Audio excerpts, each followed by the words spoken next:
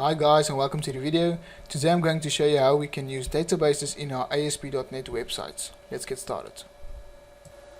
Okay, so here we have our GUI. Just a quick thing, when using ASP.NET websites, this is not a data grid view, it is just a grid view. So it's different from in Windows Forms applications. In Windows Forms we use a data grid view, but in ASP.NET websites it's only a grid view for databases. Okay, so what I want us to do is when I click on connect database, I want to test the connection between the database connection string, open and close it, and if it is successful I want the status to change to connected, otherwise I want it to stay disconnect. And when I click on display all, I want all the records of the table in the SQL statement to be displayed in the grid view. Okay, so let's first add a database. Go to project, add new item. Under data, go to SQL Server database, and let's call this database StudentDB. So it's going to ask you if you want to save the database in the app data folder, and you need to click yes, because when working with ASP.NET websites, the app data folder is going to contain all of your databases and resources. So you click yes, and you will see here at the right it automatically added an app data folder with your database inside of it. Okay, so the rest you should need to know by now. You add a new table, let's call it student table, and let's add a few attributes. I'm going to say first name, last name, and course. Let's keep this in varchar.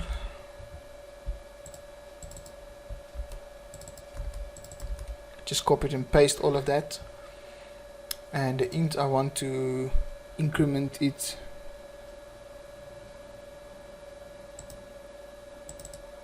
there you go. Should automatically increment, update database. Okay, let's go. So just a quick thing, when you're going to notice, if you connect to your database and there are no data in your database, your actual fields with data, your grid view is not going to show on your database. So make sure that if you test your database, you have some data to work with.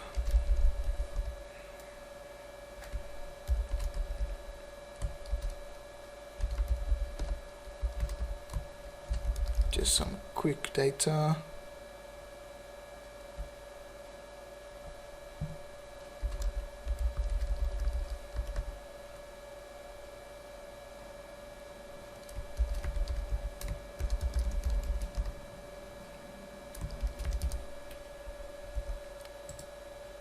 Okay, so now we have data to work with. So let's go to the connect database, and like I said, I want to change the status of the connection. If the connection is valid, to connected, otherwise it should stay disconnected. So in my page load event, I need to change my label status to the default status disconnected. Oops, disconnected.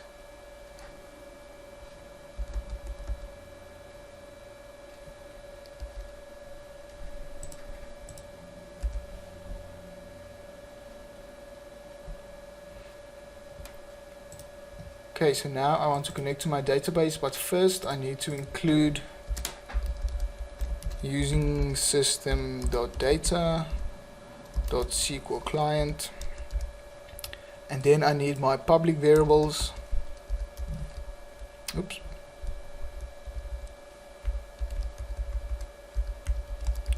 Public SQL connection,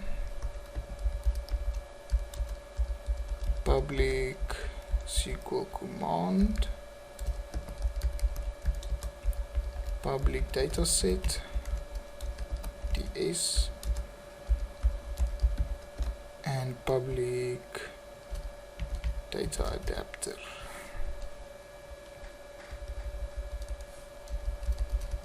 SQL data adapter adapt.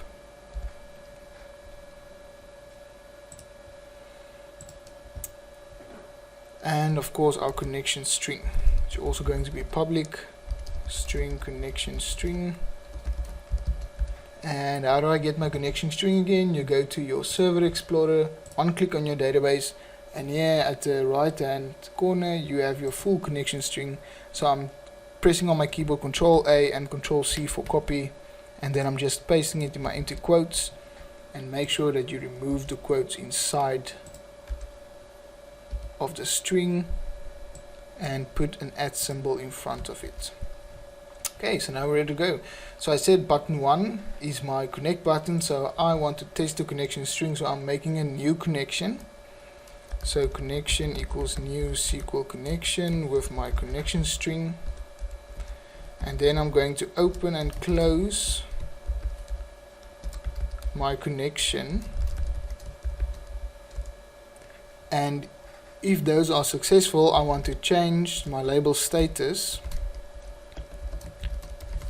to status connected. Okay, so let's quickly test that.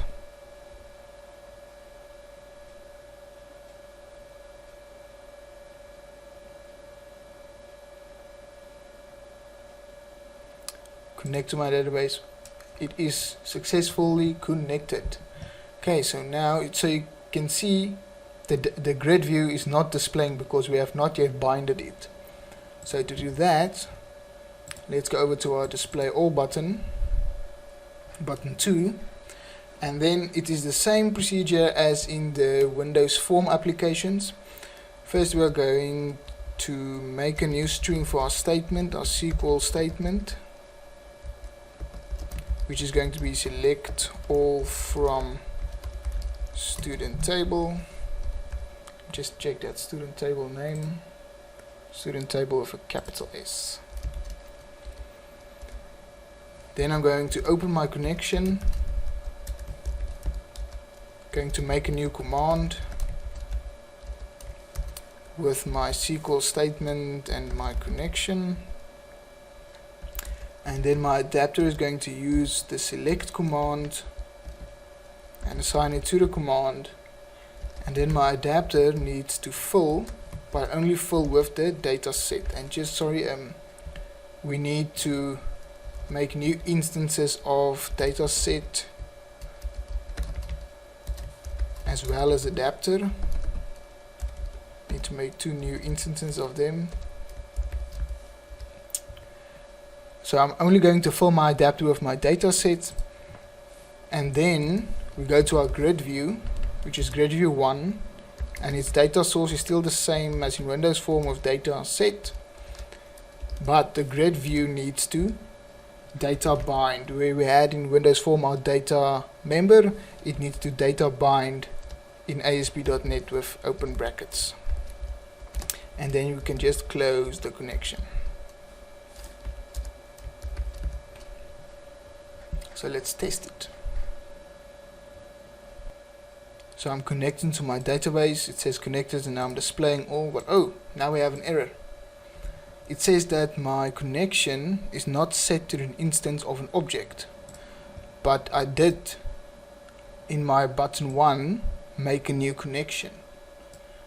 So why didn't it keep my connection when I clicked on button 2? Well, that is because of the auto post back in web pages. Okay, so every time you click on a button it does a post back to the server. So, and because it's declared publicly and is declared as variables, connections is again set to null. So each time you want to perform a query, you're going to need to connect to you're going to need to build a connection string all over again. Okay, but make sure you declare your connection string publicly, because I see a lot of you in your practicals and your projects, every time you have this massive connection string when you're creating a new connection, every time declare it publicly in a variable, so if there's a changes that needs to be made to your connection string, you only have to do it at one place and then it applies to all the other places. Okay, so make sure your connection string is publicly, and all of these other variables, for a matter of fact, is publicly. Okay, so what we need to do is I need to make a new connection every time I want to display data on the grid view. Okay, so let's test it now. So basically this connect database button is only testing the connection string.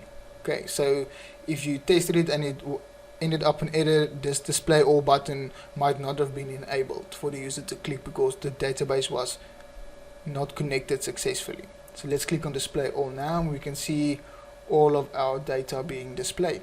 Okay, so remember that auto post back to the server. Okay, and I see the status has gone to disconnected again, so let's just change that to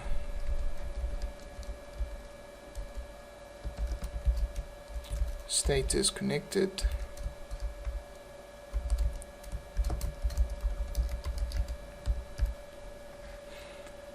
And apart from that, it works the same as in as in Windows Form applications.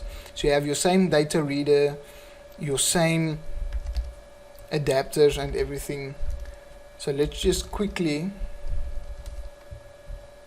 going to show you, if we read through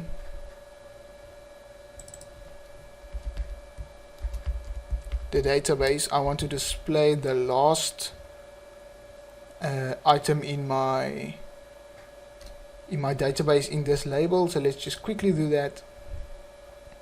After it displayed it, so I'm going to open the connection again. Oops. Semicolon, and then my command is going to be a new SQL command with the select all from student table. Well, duplicate code. I can use SQL statement for that in my connection. Okay, so all that's left to do is I need to get the adapter. No, actually I only need the data reader, the SQL data reader, and I've not declared it publicly, so I'm only going to say SQL data reader, let's call it reader, equals command.execute reader, and then a while reader.read.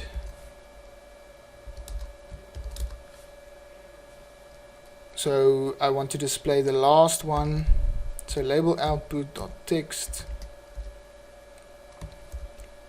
Oh no, equals my reader.getValue, and I want the first name to string. So because this is looping through the entire database, it's going to display the last item in my label. So this is just a quick query to show you that from here on out it works exactly the same as in Windows Form applications. So let's run it. Connect into database, display all, and the last one is PIT. Okay, so I hope you guys understand. Good luck.